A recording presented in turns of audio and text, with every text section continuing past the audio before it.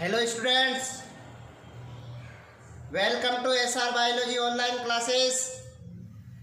My name is Sampat Rajnagar. तो अपन ने आज तक जो भी देखा है उसमें परागण कंप्लीट हो गया है। परागण में अपन ने स्वपरागण भी देखा, परपरागण भी देखा, स्वपरागण के लाभ भी देखे, परपरागण के लाभ भी देखे, स्वपरागण के प्रकार को भी अध्ययन करा, स्वपरागण के अनुकूलन का भी अध्ययन करा। परपरागण में अपन ने परपरागण के अनुकूलनों का अध्ययन करा। फिर स्वपरागण और परपरागण में क्या लाभ होते हैं, स्वपरागण और परपरागण में क्या हानियां होती, इनका भी अपन ने डिटेल देखा। और उसके बाद स्वपरागण और परपरागण में क्या अंतर होता है, ये चीज़ भी अपन ने क्लियर की। उसके बाद अपन ने परपरागण की विधियों के बारे में अध्ययन करा। परपरागण की विधियां थी कि भाई किस प्रकार से कौन कौन सी परागण की विधियां होती है, किस प्रकार से जल परागण होता है, किस प्रकार से वायु परागण होता है, किस प्रकार से जंतु परागण होता है, किस प्रकार से पक्षियों में परागण होता है, किस प्रकार से कीट परागण होता है। जंतु परागण भी अलग अलग विधियों के द्वारा होता है, पक्षी परागण के द्वारा, पक्षी परागण के द्वारा। उसके बाद आप बोलो जंतुओं में बहुत सारे अलग अलग इंसेक्ट के दीमक के द्वारा, घोंघा के द्वारा जंतु में अलग अलग प्रकार के परागण की विधियां देखी। अपन ने वेलिसिनेरिया में परागण को भी अपन ने डायग्राम सहित बनाया। साल्विया में कीट परागण को भी अपन ने डायग्राम सहित बनाया। और कुछ छोटे छोटे पॉइंट्स थे, उनके नोट्स अपन ने उनके नोट बना करके अलग अलग लिखवा दिए।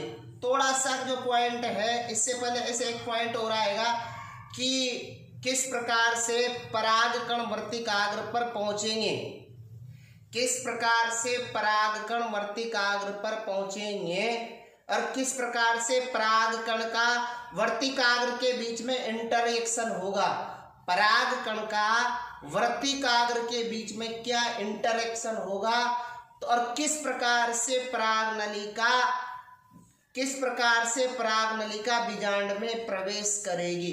क्योंकि परागकण का अंकुरण होगा, पराग नलिका बाहर निकलेगी, वर्तिकाग्र पर अंकुरित होगी, पराग नलिका किस प्रकार से बनेगी और उस पराग नलिका का बीजांड में किस प्रकार से प्रवेश होगा। पराग नलिका बीजांड द्वार के द्वारा प्रवेश करेगी, पराग नलिका अध्यावरण के द्वारा प्रवेश करेगी, या पराग नलिका निभाग के द्वारा प्रवेश करेगी। तो पराग नलिका का जो प्रवेश होता है वो अलग अलग तरीके से हो सकता है, 3 प्रकार का होता है। एक होता है बीजांड द्वारीय प्रवेश, अध्यावरणीय प्रवेश, निभागीय प्रवेश, जिन्हें पोरोगेमी, मीजोगेमी और चलायोगेमी। बीजांड द्वारीय प्रवेश में आप क्या बोलोगे, जब पराग नलिका बीजांड द्वार में प्रवेश, जब पराग नलिका बीजांड द्वार में प्रवेश किसके माध्यम से प्रवेश करे, बीजांड द्वार के द्वारा प्रवेश करे, तो इसे बीजांड द्वारीय प्रवेश कहते हैं। अधिकांश जो एंजियोस्पर्म पादप हैं, अधिकांश एंजियोस्पर्म पादप है, उनमें आपको बीजांड द्वारीय प्रवेश देखने को मिलेगा। और कैप्सेला में इसका स्टडी किया तो कैप्सेला में भी बीजांड द्वारीय प्रवेश देखने को मिलेगा। जिस प्रकार से ये बीजांड का डायग्राम है और इस बीजांड में पराग नलिका को बीजांड द्वार के द्वारा प्रवेश को दर्शाता हुआ डायग्राम है। उसी प्रकार से अध्यावरणीय प्रवेश की बात करें, जब पराग नलिका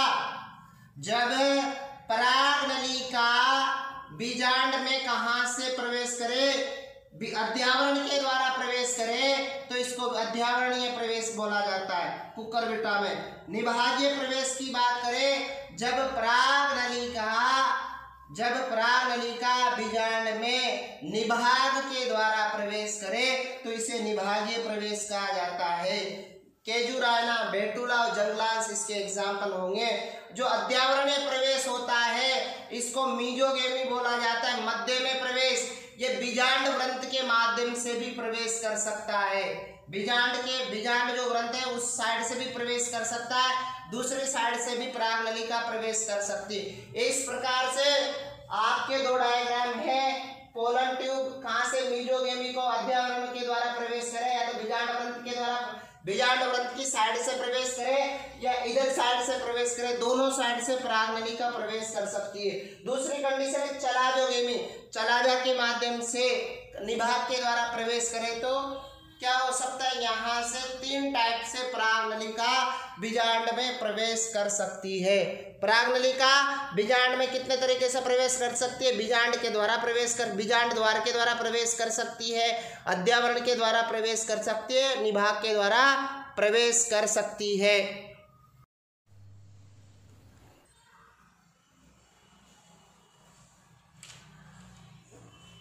नाउ स्टार्ट करते हैं पराग कण का अंकुरण। कि पराग कण का अंकुरण किस प्रकार से होता है कि जैसे ही परागण की क्रिया होती है, परागण की क्रिया के द्वारा पराग कण वर्तिकाग्र पर पहुंचता है। जैसे ही पराग कण पराग कोश में परिपक्व होता है, तो परिपक्व होने के बाद वर्तिकाग्र पर पहुंचता है परागण की क्रिया के माध्यम से। जैसे ही वर्तिकाग्र पर पहुंचा तो क्या होगा, पराग कण का और वर्तिकाग्र के बीच में आपस में संवाद होगा। पराग कण वर्तिकाग्र पर पहुंचते पराग कण और वर्तिकाग्र के बीच में संवाद होगा। पराग कण जो भी होगा वो एक विशेष, ध्यान में रखना, जैसे वहां पहुंचा तो वर्तिकाग्र पर एक विशेष माध्यम होता है जिसपे विशिष्ट प्रकार के शर्करा माध्यम मान सकते हो या पोषक माध्यम उपस्थित होता है। पराग उस वर्तिकाग्र पर पोषक माध्यम होता है, साथ साथ में उस पर बोरोन भी प्रेजेंट होता है। जो वर्तिकाग्र होती है वहां पर बोरोन तत्व भी उपस्थित होता है जो पराग कण के अंकुरण में सहायता करता है। जैसे ही ऐसा सब माध्यम मिल जाएगा, माध्यम मिलने के बाद आपस में एक दूसरे को चेक होगा। चेक कैसे होगा, जैसे ही परागकण वर्तिकाग्र पर पहुंचेगा तो वर्तिकाग्र परागकण को पहचानेगी। क्या पहचानेगी कि ये परागकण जो आया है ये अपनी जाति का तो है। क्या ये परागकण जो आया है क्या ये अपनी जाति विशेष का है, क्या अपनी जाति का है या अन्य जाति का है, वो सब उसमें एक विशेष प्रकार की पारस्परिक क्रिया होती है। क्योंकि परागकण की जो परत होती है उसके द्वारा भी एक विशिष्ट प्रकार का प्रोटीन पाया जाता है उसकी सतह पर भी। जो यहाँ पर जो वर्तिकाग्र होता है उसकी सतह पर एक विशिष्ट प्रकार का प्रोटीन होता है। वो आपस में एक दूसरे को चेक करते हैं कि है मेरी जाति का है कि नहीं है, क्या अदर दूसरी जाति का है, उनके बीच में आपस में संवाद हो जाता है। यदि परागकण और वर्तिकाग्र में संवाद हो गया कि ये परागकण मेरी जाति का है, ये मेरी जाति का परागकण है, तो जैसे परागकण अपनी जाति का होने के बाद उस परागकण पर क्या होता है, परागकण का होता है, उस परागकण को स्वीकृति प्रदान की जाती है कि परागकण अंकुरित हो जाएगा। यदि अदर जाति का होगा तो वो स्वीकृति प्रदान नहीं करेगा। जिस प्रकार से किसी एक जाति के शुक्राणु से अदर दूसरी अन्य जाति के शुक्राणु को क्या अंडाणु को निषेचित नहीं कर सकता, जिस प्रकार से अपन बात करें, जिस प्रकार से आप बात करो, जैसे चूहा के शुक्राणु को लिया, उसको किसी हाथी के अंडाणु से क्या किया जाए, संलयन किया जाए, तो क्या होगा, शुक्राणु और अंडाणु में आपस में क्या होगा, एक इस पारस्परिक क्रिया होगी, जाति विशेष की पारस्परिक क्रिया होगी। आपस में उनकी जो झिल्लियां हैं, क्योंकि आप जानते हैं कि जो कोशिका झिल्ली होती है उस कोशिका झिल्ली पर एक विशिष्ट प्रकार की प्रोटीन पाई जाती है, एक लिपोप्रोटीन पाई जाती है, लिपिड प्रोटीन से बनी एक, क्योंकि जानते हो कि कोशिका झिल्ली लिपिड और प्रोटीन की बनी होती है, तो वहां पर ग्लाइकोप्रोटीन प्रेजेंट होती है। वह ग्लाइकोप्रोटीन क्या करती है, अपनी जाति विशेष को पहचानती है। जाति विशेष को जैसे पहचानती है, पहचानने के बाद ही उसको स्वीकृति मिलती है। तो अपन ने बोला कि एक जाति विशेष का परागकण ही एक जाति विशेष की वर्तिकाग्र पर अंकुरित हो सकता, अन्य जाति पर अंकुरित नहीं हो सकता। उसी प्रकार से अपन ने बोला कि जो चूहे का जो शुक्राणु है वो हाथी के अंडाणु को फर्टिलाइज नहीं कर सकता, क्योंकि वो आपस में एक दूसरे को रिजेंबल नहीं करता। जिस प्रकार से नर का शुक्राणु किसी दूसरे जानवर के अंडाणु को निषेचित नहीं कर सकता, क्योंकि वहां जाति विशेष का हो गया। एक जाति विशेष आप ये कह सकते हो कि आप नर जाति का जो शुक्राणु है किसी भी मनुष्य के, आप संसार के किसी भी मनुष्य के मादा के अंडाणु को निषेचित कर सकता है, क्योंकि वो जाति विशेष हो रहा है, क्योंकि एक विशिष्ट जाति क्या होता है, एक विशिष्ट जाति का जो शुक्राणु होगा एक विशिष्ट जाति के अंडाणु से क्या कर सकता है, संलयन कर सकता है। इसी प्रकार से यहाँ पर भी जाति विशेष का महत्व दिया गया। एक जाति विशेष का ये परागकण उसी जाति के वर्तिकाग्र पर अंकुरित हो सकता है, दूसरा जाति पर अंकुरित नहीं हो सकता। तो यहाँ पर क्या होता है, जो परागकण जैसे वर्तिकाग्र पर पहुंचेगा तो वहां पर क्या होगा, परागकण को वर्तिकाग्र पर एक माध्यम उपलब्ध होगा जिसे पराग माध्यम कहते हैं। उस पराग माध्यम में पोषक तत्व भी उपस्थित होंगे और साथ साथ में उसमें बोरोन तत्व भी उपस्थित होंगे।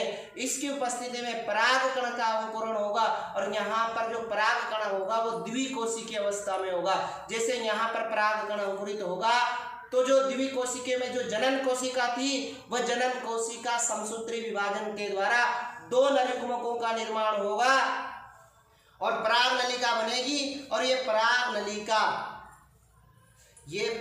नलिका क्या करेगी, जो भी उत्तक होंगे, पराग नलिका वर्तिका और वर्तिकाग्र के उत्तकों को भेदती हुए बीजांड द्वार तक पहुंचेगी, बीजांड द्वार तक पहुंचेगी। तो यहाँ पर आगे पराग नलिका आगे की ओर बढ़ेगी, आगे पराग नलिका बढ़ेगी। तो अपन जानते हैं कि जो अंड कोशिका होती है वहां पर एक विशिष्ट प्रकार के तंतु पाए जाते हैं जिन्हें फिलिपॉम तंतु पाए जाते हैं। पार्श्व में हुक पाए जाते हैं जो जैसे ही पराग नलिका, और ध्यान में रखना जो फिलिपॉम तंतु होते हैं वो पराग नलिका को क्या करते हैं, दिशा निर्देशित करते हैं। पराग नलिका को क्या करते हैं, दिशा निर्देशित करते हैं, जिससे पराग नलिका अंदर प्रवेश करेगी। अंदर जैसे प्रवेश करेगी तो क्या होगा, सहायक कोशिका है वो सहायक कोशिका भी नष्ट होगी और साथ साथ में फिलिपॉम तंतु के द्वारा उसको आगे निर्देशित किया जाएगा। हुक के माध्यम से पराग नलिका भ्रष्ट होगी, डिस्ट्रॉय होगी और पराग नलिका क्या करेगी, अपने जो नरयुग्मक थे उन नरयुग्मकों को क्या करेगी, भ्रूण कोश में फ्री कर देगी। और भ्रूण कोश में जैसे फ्री हो जाएगा तो आगे फर्टिलाइजेशन की प्रक्रिया होगी। तो आप कह सकते हो कि एक जो पराग स्त्री केसर पारस्परिक क्रिया है उसमें किस प्रकार से परागकण अंकुरित होते हैं, किस प्रकार से पराग जो वर्तिकाग्र होते हैं उसको किस प्रकार से भेदते हैं, वर्तिकाग्र को भेदते हुए वर्तिकाग्र को भेदेंगे, फिर बीजांड में प्रवेश करेगी और बीजांड द्वार से प्रवेश करते हुए अंदर प्रवेश करेगी। आगे अपन को जो डायग्राम दे रखे इनको डायग्राम आप बनाना, समझ में नहीं आए तो कमेंट में लिख करके भेजना।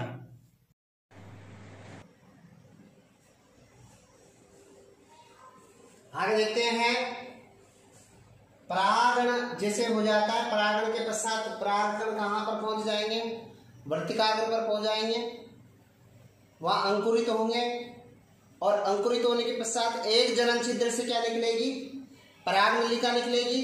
और पराग नलिका कहाँ पर पहुंचेगी, पराग नलिका वर्तिकाग्र तथा वर्तिका के उत्तकों के माध्यम से काम वृद्धि करेगी और वृद्धि करते हुए अंडाशय तक पहुंचेगी, मतलब बीजांड तक पहुंचेगी। उसके बाद कुछ पादपों में परागकण 2 कोशी की स्थिति में क्या करेंगे, जड़ते, मतलब 2 कोशी की स्थिति में परागण की क्रिया शो करते हैं। 2 कोशी की स्थिति से मतलब है कि उसमें जो परागकण रहेगा उसमें एक तो कायिक कोशिका रहेगी और एक जनन कोशिका रहेगी। तीसरी और इस जनन कोशिका में क्या होगा, विभाजन होगा और विभाजन के पश्चात वर्तिकाग्र में पराग नलिका की वृद्धि के दौरान 2 नलिकाओं का निर्माण होगा। ऐसी कंडीशन होगी जिन पादपों में परागकण 3 कोशी की स्थिति में होगा वहां पराग नलिका के प्रारंभ से ही क्या होगा, 2 नलिकाओं का निर्माण होगा। इस प्रकार से आप कह सकते हो कि पराग कण का किस प्रकार से अंकुरण होता है, किस प्रकार से उनकी पारस्परिक क्रिया होती है। इस प्रकार से पराग कण का अंकुरण या पराग स्त्री केसर की पारस्परिक क्रिया कंप्लीट होती है। क्योंकि पराग स्त्री केसर पारस्परिक क्रिया में क्या होगा, पराग कण वर्तिकाग्र के बीच में आपस में क्या होगी, जान पहचान होगी, संवाद होगा। उसी के बाद पराग कण वर्तिकाग्र पर अंकुरित होगा और आगे की प्रोसेस होगी। जैसे अंकुरित हो जाएगा आगे की प्रोसेस में अब क्या होगा, डबल फर्टिलाइजेशन वाली स्थिति देखने को मिलेगी। अगला पॉइंट ऐसे स्टार्ट होता है डबल फर्टिलाइजेशन। डबल फर्टिलाइजेशन से पहले अपन ने निषेचन के बारे में कुछ पहले चैप्टर में बताया।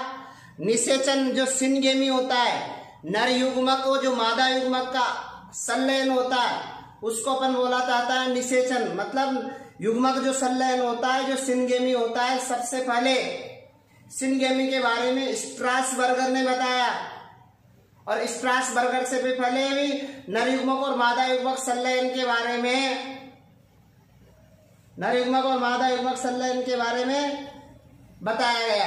आगे अपन देखते हैं कि जो डबल फर्टिलाइजेशन है, डबल ऐसे निषेचन के बारे में ओ हर्टविग ने भी बताया। ओ हर्टविग, जी न्यूपोर्ट वो फोल ने भी बताया, और साथ साथ में स्ट्रासबर्गर ने भी बताया। ठीक है। और बाद में अपन जो हायर प्लांट्स होते हैं, जो उच्च पादप होते हैं, हायर प्लांट्स की बात करें कि जो एंजियोस्पर्म पादप होते हैं, उन एंजियोस्पर्म पादपों में डबल फर्टिलाइजेशन पाया जाता है। डबल फर्टिलाइजेशन का मतलब 2 बार निषेचन होता है। तो खोज करता है एसजी नावासिन ने लीलियम और फ्रिटिलेरिया पौधों में डबल फर्टिलाइजेशन के बारे में बताया। लीलियम और फ्रिटिलेरिया पौधों में डबल फर्टिलाइजेशन के बारे में बताया, क्योंकि यहाँ पर 2 नर युग्मक बनते हैं। वो 2 नर युग्मक एक तो अंड कोशिका से संलयन करता है, और दूसरा नर युग्मक जो होता है वो द्वितीय केंद्रक से संलयन करता है। तो फर्स्ट जो नर युग्मक होगा वो अंड कोशिका से संलयन करेगा, उसको स्त्री क्या बोला जाता है, सिनगेमी भी कहा जाता है। नर युग्मक और मादा युग्मक के संलयन को निषेचन भी कहा जाता है। संलयन के फलस्वरूप एक द्विगुणित संरचना का निर्माण होता है, जिसे युग्मनज कहा जाता है। युग्मनज में बार बार विभाजन होता है, विभाजन के फलस्वरूप बाद में भ्रूण का निर्माण होता है। इस प्रकार से नर युग्मक अगुणित, अंड कोशिका अगुणित, दोनों के संलयन के फलस्वरूप द्विगुणित संरचना का निर्माण होता है। द्विगुणित अवस्था स्थापित होती है, उसके फलस्वरूप भ्रूण का निर्माण होता है। उसके बाद जो बाद का जो केंद्रक बचा है नर युग्मक, वो द्वितीय केंद्रक से या ध्रुवीय केंद्रक से ध्रुवीय कोशिका से संलयन करेगा। N+2N दोनों आपस में संलयन के फलस्वरूप, मतलब 2 केंद्रक प्लस N केंद्रक, 3 केंद्रक आपस में संलयन करेंगे। इस वजह से इसको बोला जाता है 3 संलयन, ट्रिपल फ्यूजन, जिसे आवासीय निषेचन भी कहा जाता है। उसके फलस्वरूप प्राथमिक भ्रूणपोष केंद्रक का निर्माण होता है। किसका निर्माण होता है? प्राथमिक भ्रूणपोष केंद्रक का निर्माण होता है। प्राइमरी एंडोस्पर्म न्यूक्लियस का निर्माण होता है। इस प्राथमिक भ्रूणपोष केंद्रक में विभाजन होते हैं, बार बार क्या होता है, विभाजन होते हैं। विभाजन के फलस्वरूप किसका निर्माण होता है? भ्रूणपोष का निर्माण होता है, एंडोस्पर्म का निर्माण होता है। आपने देखा होगा पहले भ्रूण कोष आया था एम्ब्रियो से, वो हैप्लॉइड स्ट्रक्चर होती है। यहाँ जो भ्रूण कोष आता है, एंडोस्पर्म आता है, वो ट्रिप्लॉइड स्ट्रक्चर होती है, 3L स्ट्रक्चर होती है। जो भ्रूण कोष होता है ना, ये त्रिगुणित संरचना होती है। भ्रूण कोष क्या होती है? त्रिगुणित संरचना होती है। भ्रूण कोष अगुणित संरचना होती है। ये भ्रूण कोष क्या करता है? भ्रूण को पोषण प्रदान करने का कार्य करता है। इस प्रकार से क्या होता है? डबल फर्टिलाइजेशन अपन को देखने को मिलता है। यह जो दोहरा निषेचन है ना, वो एंजियोस्पर्म की क्या होती है? मुख्य घटना होती है। इस घटना को डबल फर्टिलाइजेशन के बारे में सबसे पहले एसजी नावासिन ने लीलियम और फ्रिटिलेरिया पौधों में बताया। इनके अनुसार क्या हुआ? डबल फर्टिलाइजेशन में पराग नलिका के नष्ट होने से 2 नर युग्मक मुक्त होंगे। इनमें से एक नर युग्मक तो अंड कोशिका से संलयन करेगा, जिससे द्विगुणित युग्मनज का निर्माण होगा। इसे क्या बोला जाता है? युग्मक संलयन या सिनगेमी कहा जाता है। इस क्रिया को सत्य निषेचन भी कहा जाता है। जबकि दूसरा नर युग्मक क्या करेगा? द्वितीय केंद्रक या ध्रुवीय कोशिका से संलयन दर्शाएगा, और इस क्रिया को त्रिसंलयन कहा जाता है। त्रिसंलयन के फलस्वरूप एक त्रिगुणित केंद्रक का निर्माण होता है, जिसे प्राथमिक भ्रूणपोष केंद्रक कहा जाता है। और इसके विकास से क्या बनता है? भ्रूणपोष का निर्माण होता है, और इस पूरी प्रक्रिया को आवासीय निषेचन कहा जाता है। ध्यान में रखना, भ्रूणपोष जो होगा विकास दर्शाएगा। भ्रूणपोष विकास दर्शा करके भ्रूणपोष क्या करेगा? भ्रूण को पोषण प्रदान करने का काम करेगा। भ्रूण में और भ्रूणपोष में सबसे पहले भ्रूणपोष का विकास होता है, भ्रूण कोश सबसे पहले बनता है। जैसे भ्रूण के लिए पहले पोषण तैयार हो जाता है, भोजन तैयार हो जाता है, भोजन तैयार होने के बाद में भ्रूण बाद में डेवलप होता है। पहले भ्रूण कोश का डेवलपमेंट होता है, बाद में भ्रूण का डेवलपमेंट होता है। तो ये प्रोसेस होती है। इस प्रकार से एंजियोस्पर्म पादपों में 2 बार फर्टिलाइजेशन होता है, इसलिए इसको दोहरा निषेचन कहा जाता है। दोहरा निषेचन और त्रिसंलयन का क्या महत्व है?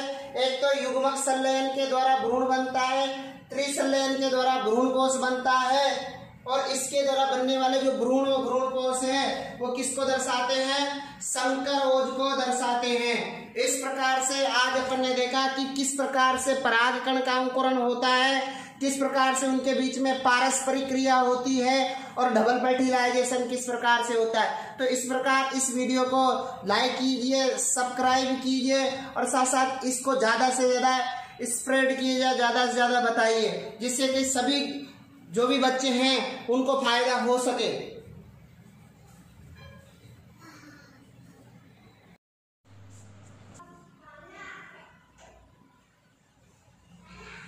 आगे इसका डिटेल देखते हैं क्या है। परागण क्रिया द्वारा क्या होगा? परागकण कहां पर पहुंचेगा? वृत्तिकाग्र पर पहुंचेगा। और वृत्तिकाग्र पर क्या क्या उपस्थित होंगे? बोरोन उपस्थित होगा, और साथ में पराग माध्यम उपस्थित होगा। बोरोन तत्व की उपस्थिति में क्या होगा? परागकण का अंकुरण होगा। इसके अलावा वृत्तिकाग्र पर क्या होगा? विशेष माध्यम, जैसे जल और पोषक तत्व श्रृंखला पाया जाएगा, जिसे अपन क्या बोल रहे हैं? पराग माध्यम कहते हैं। जैसे ही परागकण परागण क्रिया द्वारा वृत्तिकाग्र पर पहुंचेगा तो वहां पर बोरोन तत्व की उपस्थिति व पराग माध्यम की उपस्थिति में परागकण का क्या होगा? अंकुरण होगा। अब यहाँ होगी जान पहचान। जब परागकण वृत्तिकाग्र पर पहुंचेगा, जब परागकण वृत्तिकाग्र पर पहुंचेगा तो दोनों परागकण और वृत्तिकाग्र क्या करेगी? अपनी जाति विशेष की पहचान करेंगे। क्या करेंगे? जाति विशेष की पहचान करेंगे और उससे स्वीकृति प्रदान करेगा। यदि परागकण अपनी जाति का होगा तो वृत्तिकाग्र उसको स्वीकृति प्रदान कर देगी। यदि परागकण अपनी जाति का नहीं होगा, अन्य जाति का होगा, तो उसे स्वीकृति प्रदान नहीं करेगा, उसको रिजेक्शन दे दिया जाएगा। और ये परागकण स्त्री के बीच के, परागकण और स्त्री केसर के बीच का क्या है? संवाद का परिणाम, रिजल्ट है, उनका बातचीत हो रही है। और इसमें माध्यम की विशेष भूमिका होती है। इसमें क्या होता है? जो पराग माध्यम होता है उसकी विशेष भूमिका होती है, क्योंकि उसके लिए क्या होना जरूरी है? एक माध्यम होना जरूरी है, जब तक अंकुरित होगा। और इसे पराग स्त्री केसर पारस्परिक क्रिया कहते हैं। अब क्या होगा? जैसे स्वीकृति मिलेगी, मिलने के पश्चात क्या होगा? परागकण का अंकुरण होगा, और परागकण के जनन छिद्रों से क्या निकलेगी? पराग नलिका का निर्माण होगा, जो वृत्तिका के उत्तकों को नष्ट करते हुए बीजांड के बीजांड द्वार तक पहुंचेंगे और भ्रूण कोश के अंदर प्रवेश करेंगे। इस क्रिया में फिलिपोम तंतु भी क्या करेंगे? दिशा निर्देशित, और इस क्रिया में फिलिपोम तंतु भी क्या करेंगे? दिशा निर्देशित करेंगे। और इस संपूर्ण प्रक्रम को अपन क्या बोलते हैं? पराग स्त्री केसर और इस संपूर्ण प्रक्रम को अपन क्या बोलते हैं? पराग स्त्री केसर संकर्षण कहते हैं। ध्यान रखना, जब परागकण का अंकुरण हुआ वहां 2 कोशिकीय अवस्था भी हो सकती है, त्रिकोशिकीय अवस्था भी होती है। यदि परागकण का, जब परागकण 2 कोशिकीय अवस्था में आता है, जब परागकण 2 कोशिकीय अवस्था में आता है, तो उस स्थिति में जैसे ही परागकण वहां पहुंचेगा, परागकण अंकुरित होगा, तो उसी टाइम पर परागकण की जो जनन कोशिका है उसमें समसूत्री विभाजन होगा। क्या होगा? जनन कोशिका में समसूत्री विभाजन होगा, और जनन कोशिका में समसूत्री विभाजन होने से 2 जनन कोशिकाओं का 2 नरयुग्मकों का निर्माण होता है। तो परागकण का जो परागण होता है वो 2 कोशिकीय अवस्था में भी हो जाता है। 2 कोशिकीय में अवस्था में होगा तो परागकण का जो जनन कोशिका समसूत्री विभाजन कर लेगी और 2 नरयुग्मकों का निर्माण कर लेगी। आगे की प्रोसेस संपन्न होगी। कभी कभी क्या होता है? परागकण त्रिकोशिकीय अवस्था में होता है, तो परागकण जैसे वहां से 3 कोशिकीय अवस्था में आएगा, अर्थात उसमें 2 नरयुग्मक रहेंगे और 1 कायिक कोशिका रहेगी। उस स्थिति में यहाँ पर फिर समसूत्री विभाजन नहीं होगा, डायरेक्ट अंकुरण होगा, और पराग जो अंकुरण होते पराग नलिका के माध्यम से 2 नरयुग्मक और एक अंड कोशिका का जो जनन कोशिका के दोनों केंद्रक और साथ साथ में काय कोशिका का एक केंद्रक जिसे नलिका केंद्र कहते हैं। ये तीनों फिर नलिका के माध्यम से बीजांड द्वार तक पहुंचेंगे, फिर बीजांड द्वार से भ्रूण कोश में पहुंचेंगे और उसके बाद निषेचन की प्रक्रिया संपन्न करेंगे। इस प्रकार से आगे की प्रोसेस जारी रहती है। फिर